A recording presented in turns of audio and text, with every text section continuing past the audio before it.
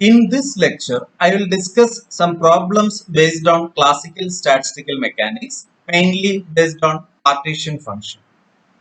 The first problem is n distinguishable particles are distributed in single particle energy states 0, E, 2E, 3E, etc.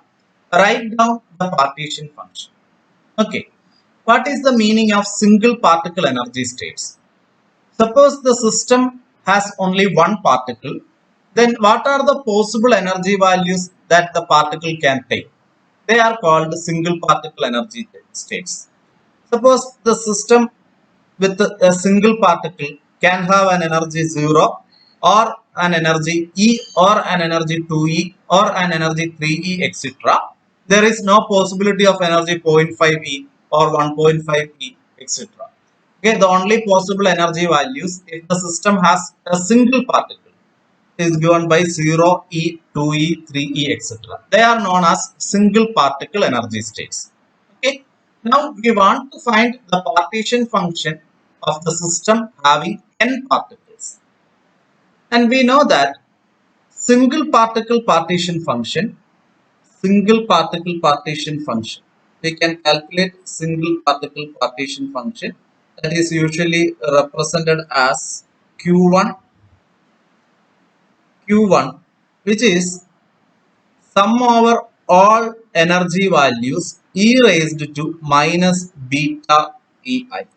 Sum over all energy values e raised to minus beta ei. Here we can write this as e raised to minus beta into 0 plus the next possibility is e raised to minus beta into e plus e raised to minus beta into 2e plus etc.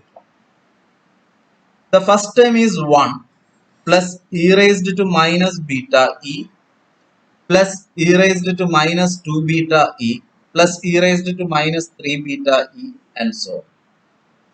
And this is sum to infinity of a GP with the first term of GP is 1 and the common ratio is e raised to minus beta e. This is exponential and this E is energy. Okay. And this you can write it as e raised to minus e by kt because beta is 1 by kt. Therefore, I can write the sum to infinity of a GP. I have a relation like a by 1 minus r, where a is the first term and r is the common ratio. Substituting for a as 1 and r as e raised to minus e by kt, I can write Sn as 1 by 1 minus e raised to minus e by kt. And this is nothing but Q1. This is nothing but Q1, the single particle partition function. Now we can calculate n particle partition function, and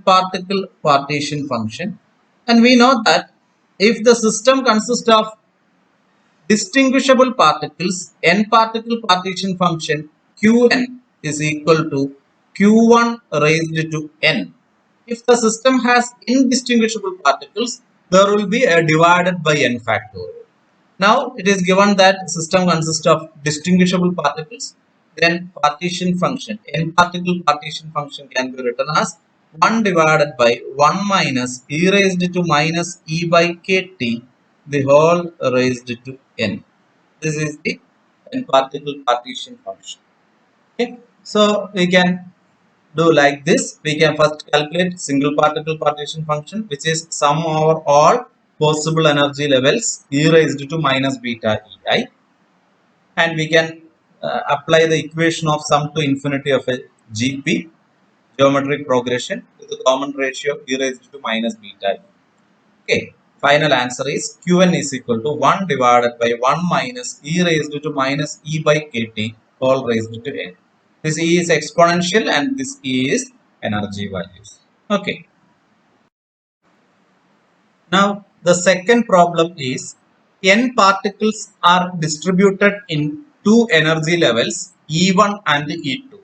Calculate the number of particles in each energy levels for a finite temperature. Okay. So n particles are distributed in two energy levels. At a finite temperature, calculate the number of particles in each energy levels. That is the question. Now, we know that probability of finding a particle in a particular energy level. Probability of finding a particle in energy level E1. Energy level E1 is P1 is equal to e raised to minus beta E1 divided by Q, where Q is the partition function. Okay, what is partition function? Here we have two energy levels. So partition function is sum over all energy levels e raised to minus beta Ei.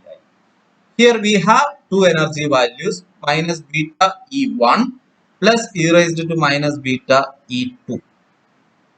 Okay, therefore I can write the probability of finding a particle in the energy level E1 as e raised to minus beta E1 divided by e raised to minus beta E1 plus e raised to minus beta E2.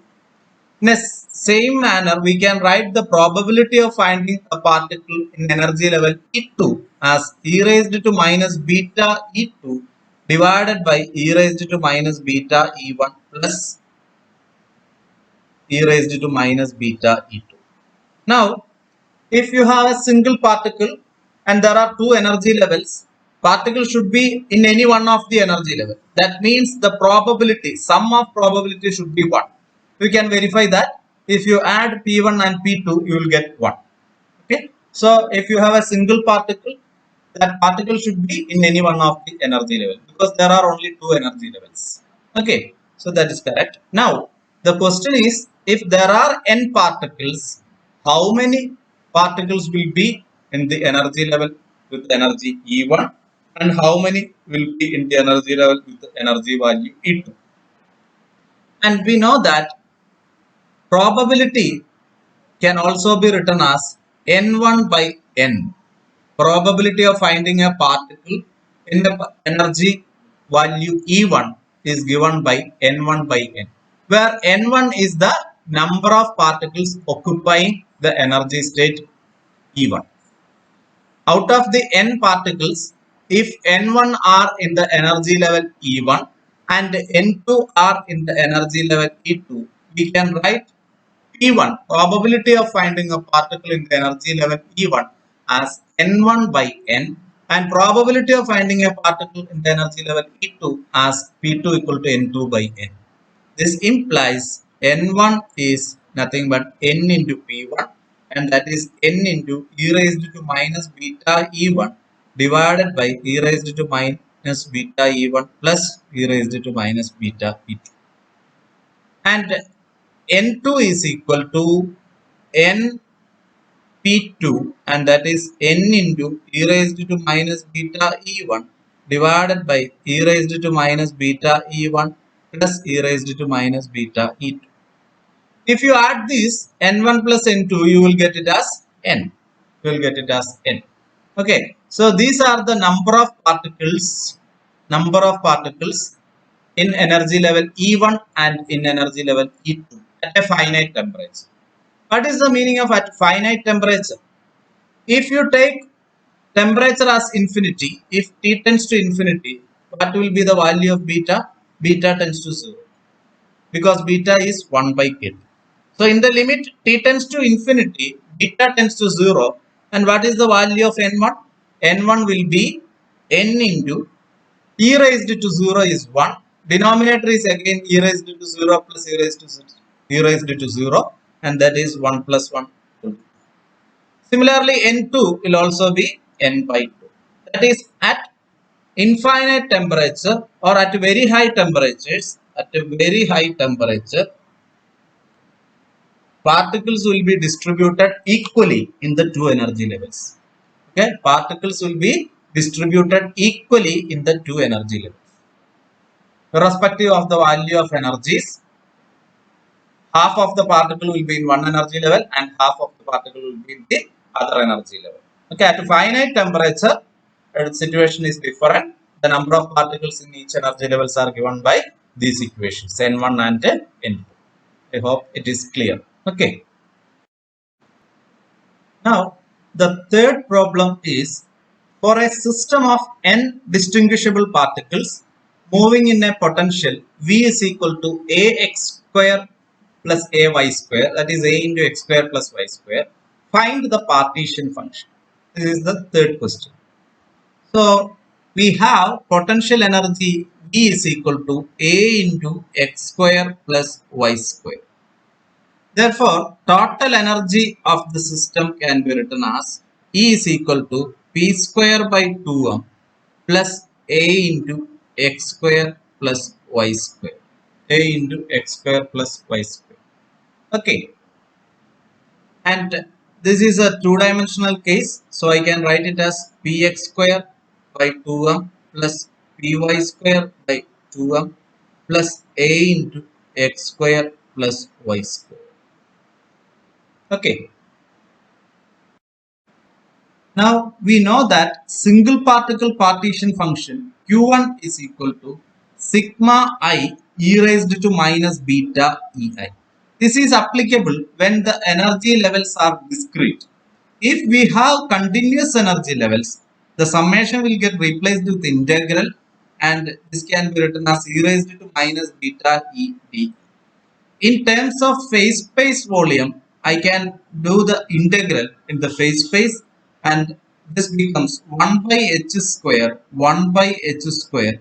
Since the system has 2 degrees of freedom, it will be something like e raised to minus beta e dx dy dpx dpy.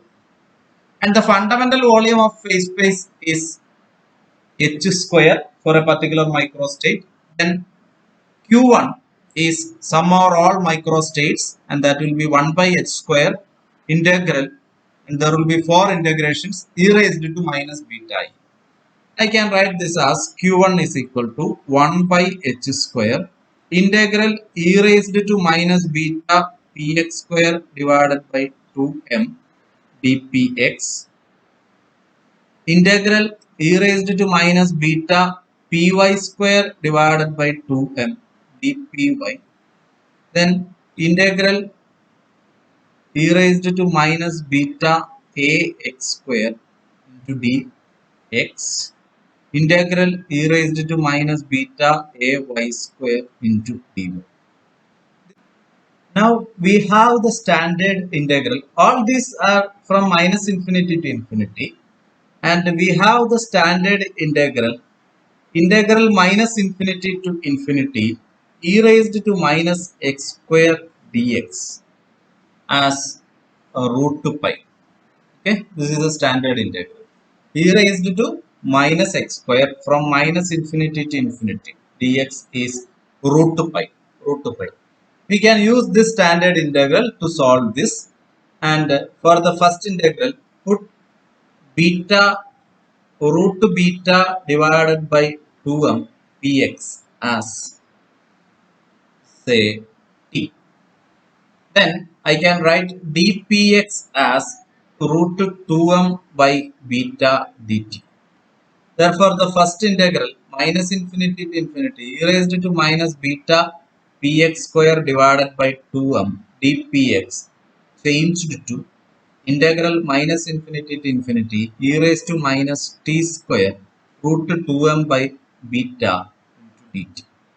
And this is nothing but root to 2m by beta into root to pi. Okay, or you can write it as root of 2m pi divided by beta. Using this result, I can write Q1 as 1 by h square into root 2m pi divided by beta into root 2m pi divided by beta.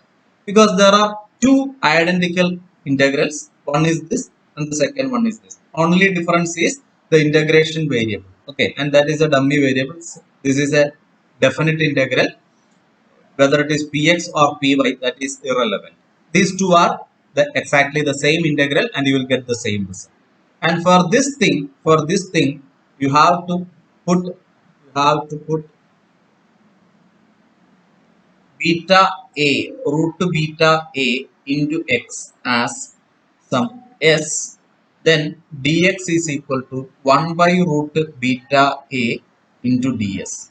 Therefore, integral minus infinity to infinity e raised to minus beta a x square dx becomes integral minus infinity to infinity e raised to minus s square into 1 by root beta a ds, and that is nothing but root pi divided by beta a.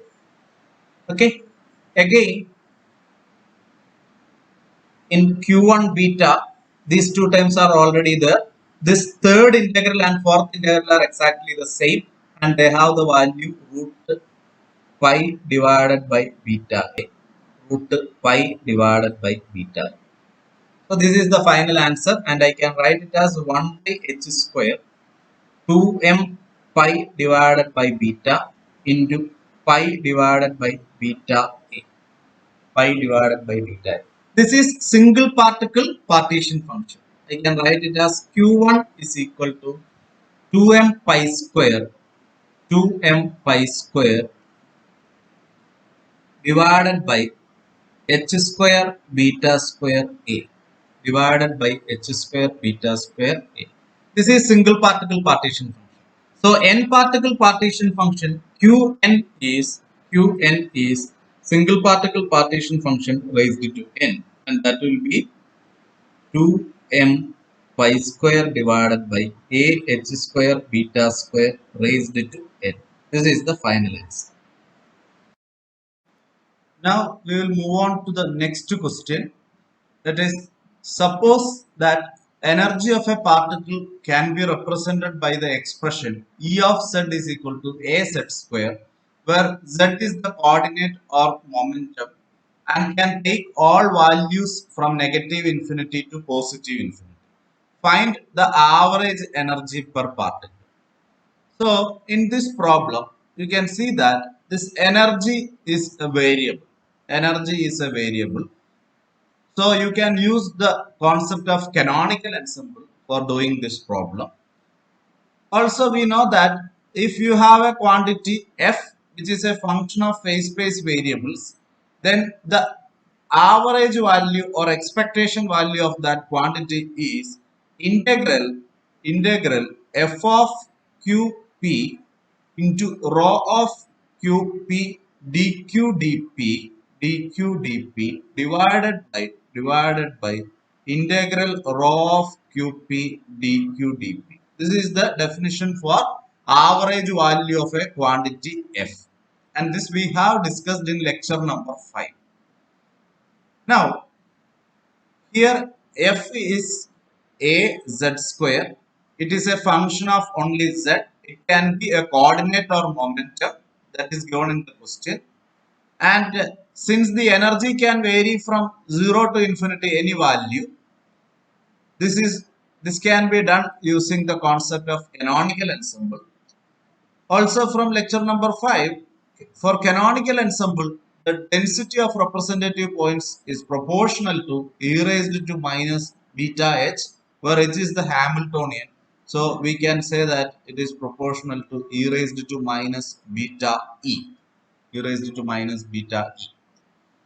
Therefore, I can write the average value of F. Here we have to find the average value of energy. That is, average value of energy E is equal to integral from minus infinity to infinity. F is nothing but a z square. Rho is proportional to e raised to minus beta e. No need to worry about the proportionality constant. It will cancel from numerator and denominator. So we can write it as e raised to minus beta a z square into dz divided by integral minus infinity to plus infinity e raised to minus beta a z square into dz. Okay, this is the average value of energy.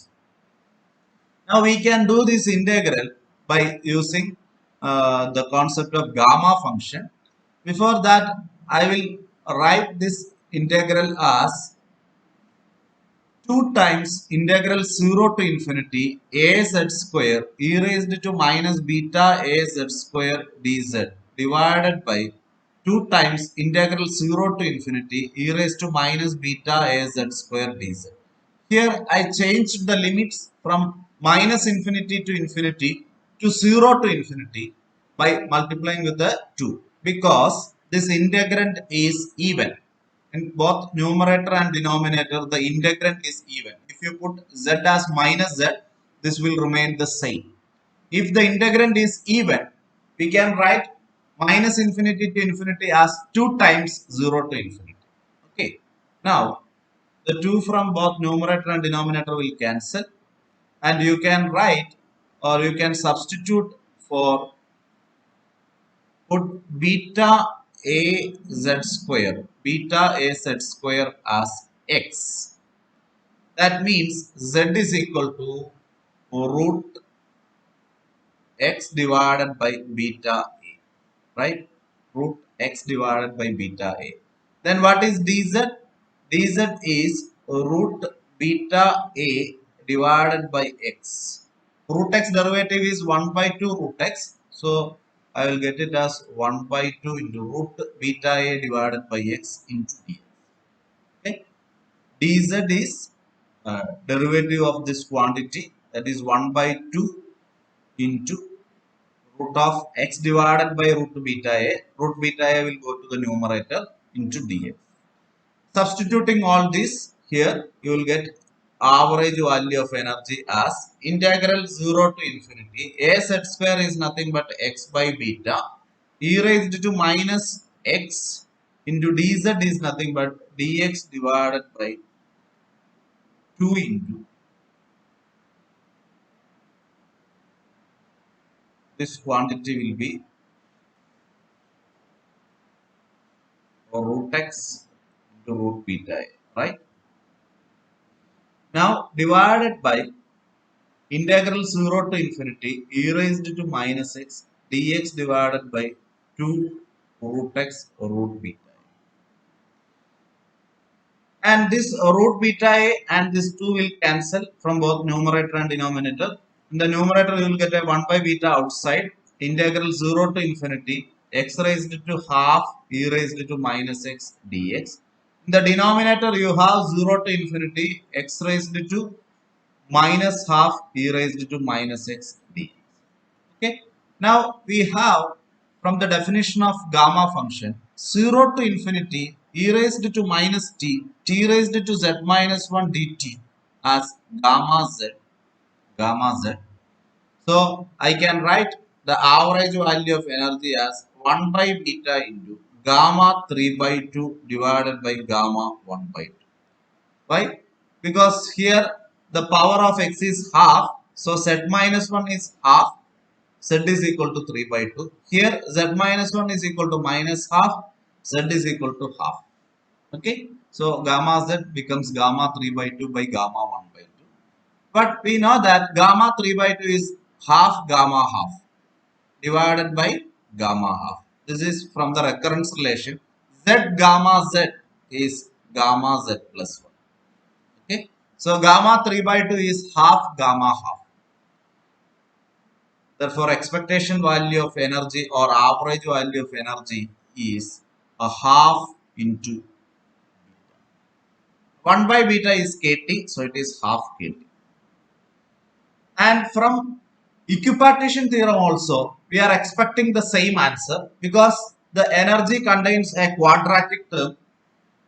Each quadratic term will contribute half kT to the average energy. Each quadratic term in the Hamiltonian will contribute half kT to the average energy. That is equipartition theorem. So here there is only one quadratic term and we obtained average energy as half kT. Okay. Now we will consider an important problem, that is ideal gas in gravitational field.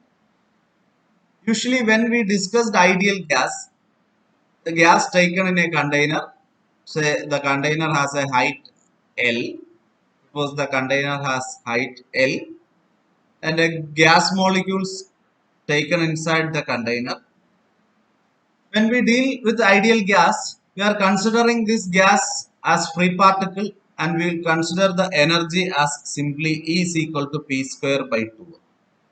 And it is Px square plus Py square plus Pz square divided by 2. There are three quadratic terms and average energy is 3 by 2 kT. This is the usual case. Here actually we are neglecting gravity. What happens if we consider the effect of gravity? That is the question. So this gas molecule, if it is at a height of z from the base, if you are taking the base as reference of potential, this will have a potential energy E is equal to mgz. E is equal to mgz. In order to find the average energy of gas molecules in presence of gravitational field, we have to find the average value of this quantity. That is the average value of Z. So first we will calculate the average value of Z. That will give me the average energy due to gravitational effects. Then adding this with this 3 by 2 kT, you will get the total average energy. So average value of Z is by definition integral Z e raised to minus beta E is mgz dz divided by integral e raised to minus beta mgz dz. What is the limit of integration? Integration should be from 0 to L because the height of the container is L, so it should be from 0 to L. So we cannot apply gamma function because gamma function definition is from 0 to infinity. So we have to do in some other ways. We can do integration by parts by taking z as first function and e raised to minus beta mgz as second function. So first function into integral of second from 0 to L minus integral of derivative of first function into integral of second function divided by minus beta mg from 0 to L dz divided by denominator we can do minus the integral of e raised to x is e raised to x itself. So integral of e raised to minus beta mgz is e raised to minus beta mgz divided by minus beta mg from 0 to L.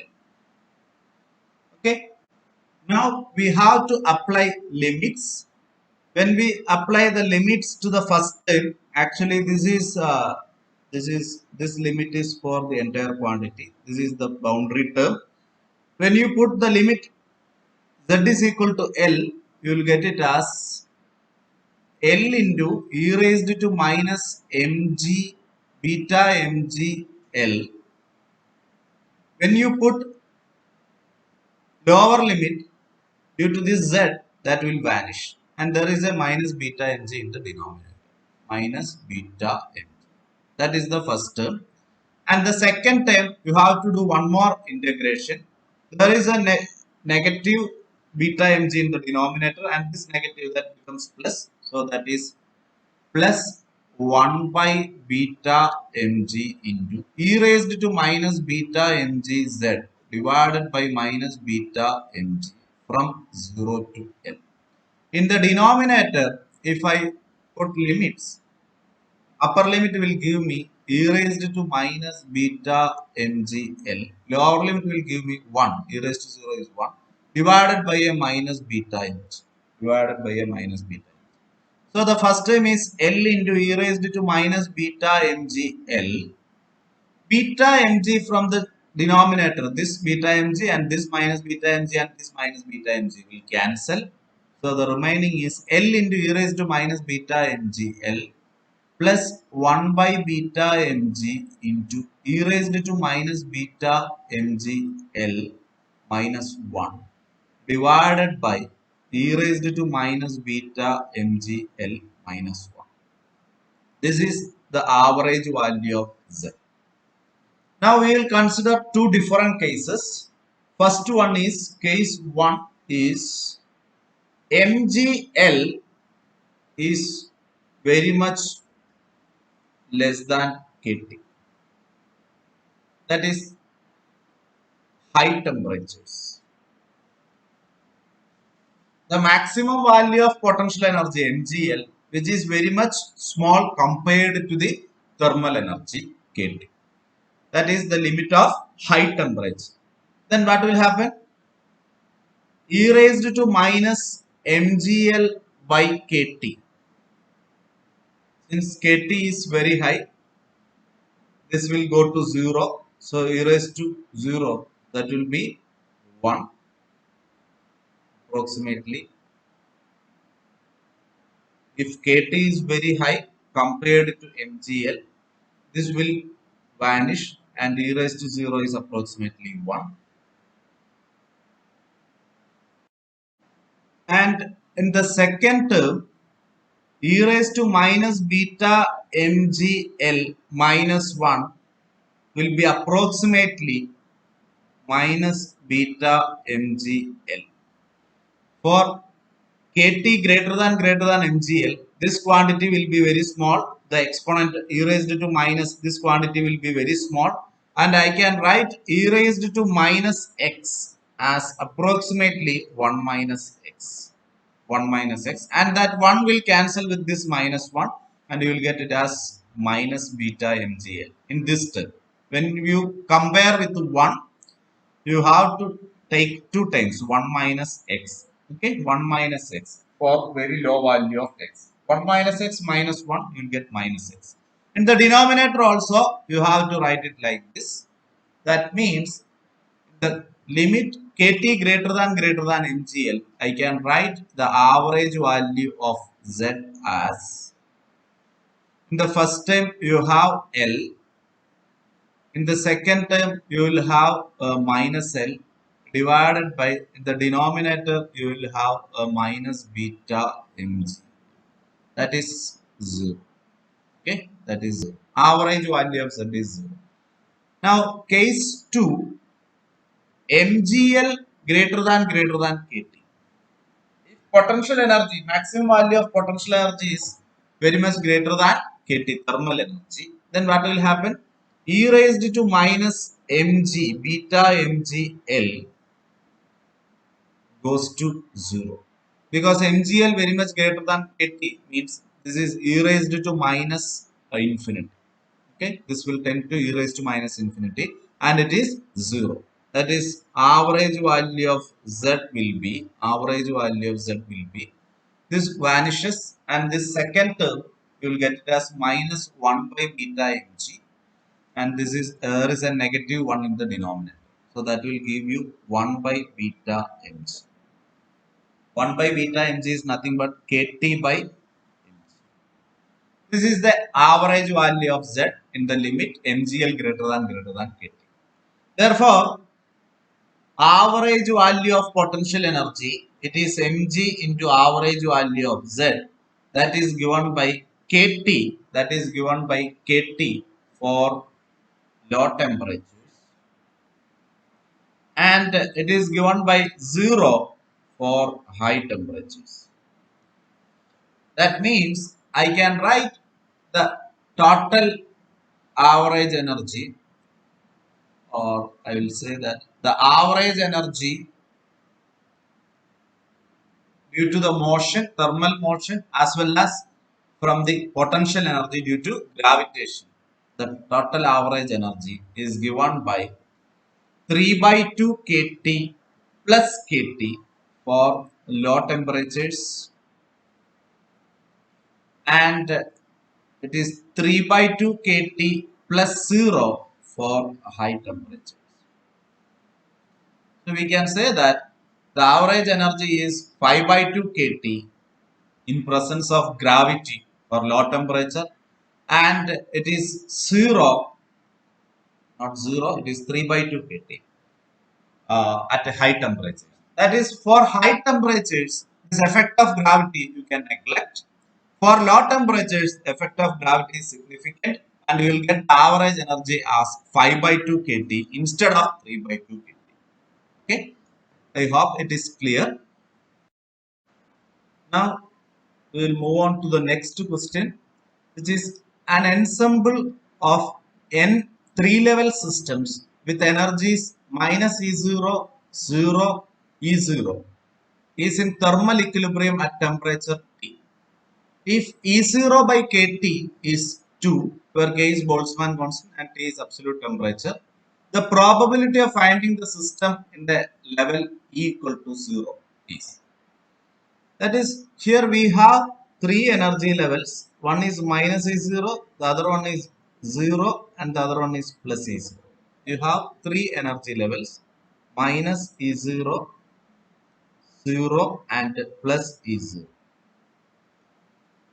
And we have an ensemble of n systems. Each system has three energy levels.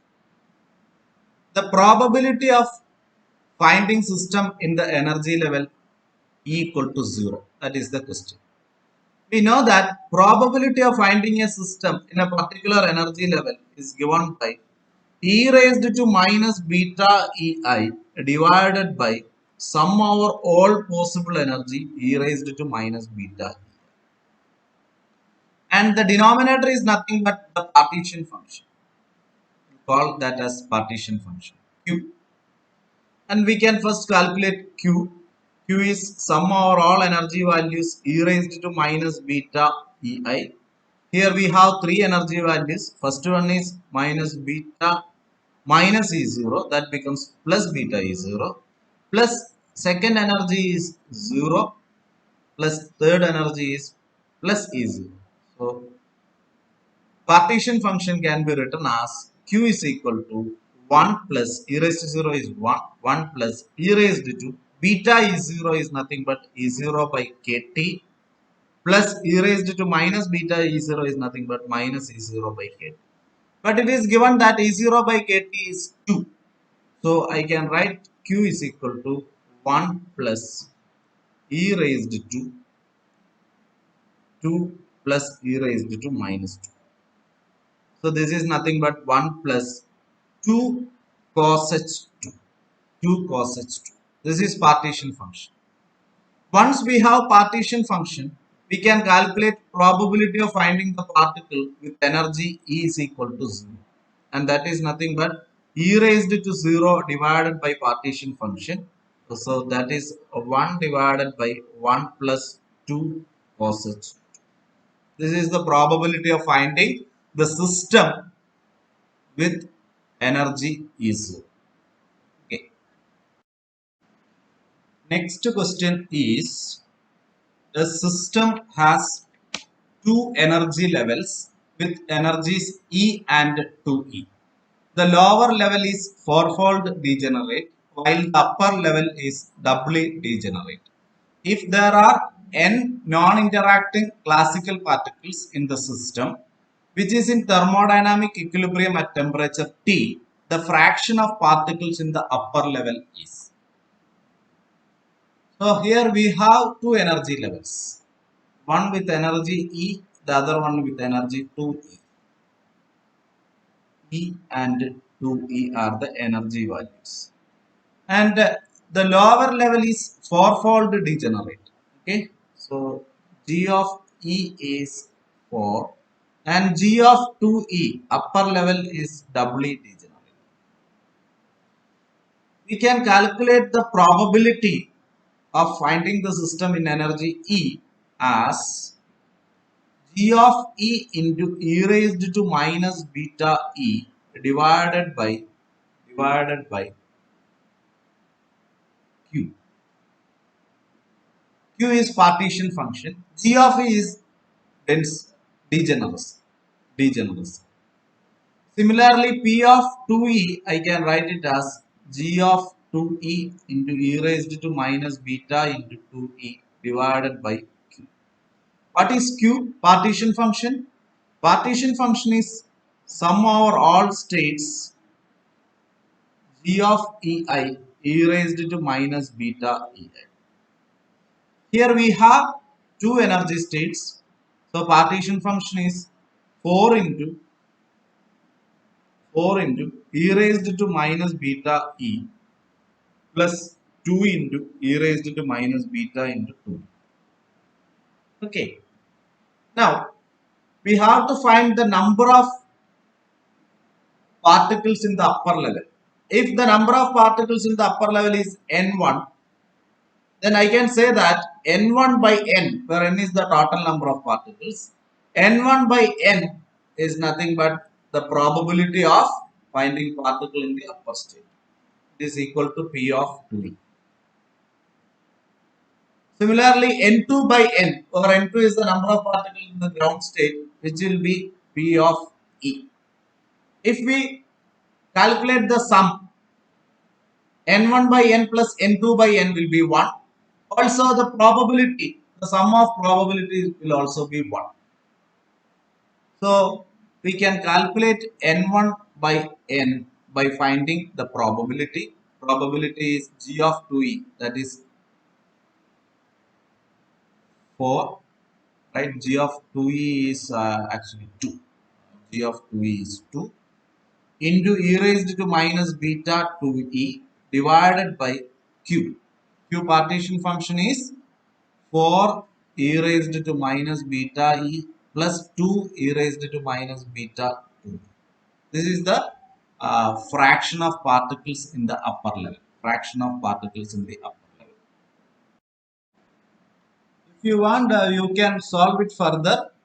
You can write it as n1 by n is equal to 1 divided by 2 e raised to beta e plus 1. We can take 2 from both numerator and denominator, that will cancel, and here you have a 2 and here you will have 1. E raised to minus beta 2e, you can take it outside and cancel from denominator. Then here you will have an e raised to beta e, because there is only one e raised to, there is e raised to minus beta e, you have to take outside e raised to minus 2 beta e, that will result e raised to beta e in this term, and here you will get 1.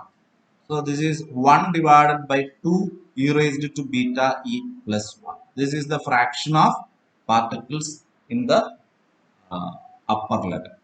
Okay.